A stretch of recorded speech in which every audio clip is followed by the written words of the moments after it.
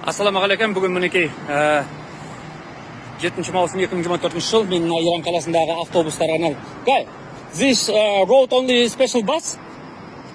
Only bus. Мінекей көрсетіп жатырмын, Иран автобустары келіп тоқтады. Бұл яғни тек қана автобустарға арналған жол. Әйтсе де міне көріп тұрсыз, мына жақтан бір жақты жол жүріп келе жатыр. Ал автобустар өздеріне арналған жолы бар. Сонда трафик болмайды, ешқайсысы тоқтамайды. Жаңа кептеліс болмайды да, өзімен өзі жүріп жатыр. Бұның ішімен жалғыз автобус емес, мына автобустар келіп тоқтап өзіне аялдама ғой мынау. Тоқтайды, түсіп кетеді. Ары қарай кетіп бара жатқанда ар жағымен жүріп отырады. Тек автобустарға арнайы выделенканы қоршап қойған. Сол кезде автобустар өздерінің жолымен жүреді, кедергі жоқ. Бұның ішінен скорый жүруге болады, және полиция жүруге болады. Міне қараңыздар, метро ұқсап келіп тоқтады да, алып кетіп бара жатыр ары қарай.